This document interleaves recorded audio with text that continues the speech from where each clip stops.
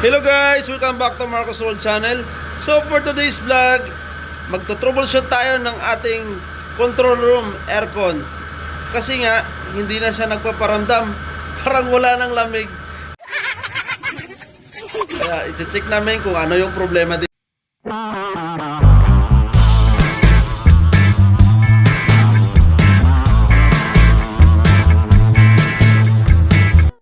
Kanina nagreklamo sila kahit bakit daw sobrang init. Tapos hindi daw lumalamig. Yung chinek ko, mababa yung pressure ng suction ng Freon. So pag check ko sa loob, yun nagka-leaking na pala dito. Yan, may leaking. So ginawa ko, wala kaming torch o copper gamitin. So ginawa ko na lang, ni-release ko yung yung Freon lahat-lahat.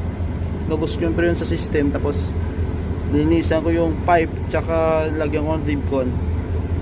Yan lang, para remedy lang, para makasurvive kayo. So ito basa pa, pinapatigas ko pa konti kasi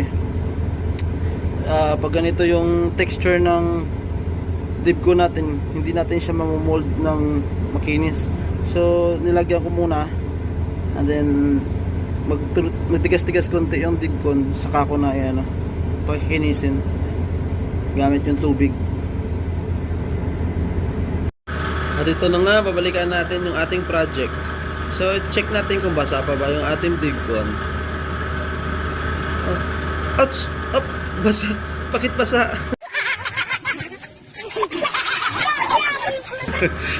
So basa pa yung ating Dibcon. Hindi pa natin siya mamomold. Kita yan, madidikit ko sa kamay ko, sa daliri ko. Gamitan natin ng tubig para hindi siya dumikit pag unti-unti nating minomold. Kailangan natin i-mold natin kahit na medyo basa pa siya para hindi bumagsak yung ating Dibcon, kasi hindi pa siya kumakapit mabuti. So kung napasensya na kayo kung hindi ko napakita sa inyo kung saan yung leaking ng ating pipe pagbukas namin dito.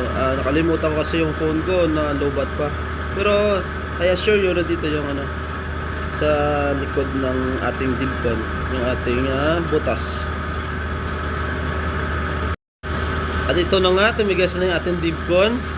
Kung makikita nyo, sobrang kinis niya, katulad ng ating mga girlfriend at asawa. Yan. So hintayin muna natin na tumigas siyang mabuti, at saka natin siya kakargahan ng Freon R404. Pagkatapos namin kargahan yung ating compressor ng Freon 404, so ititest natin. Kung makikita nyo, ang ating pipe ay nag-moisture na, so it means this is the suction line, low temperature, and then ating discharge pipe is a high temperature. Check natin yung ating load.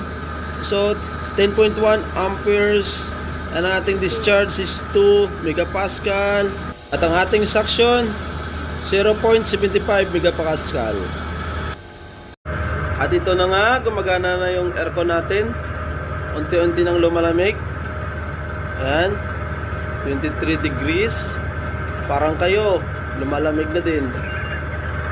Ulitin ko sa'yo, nadarama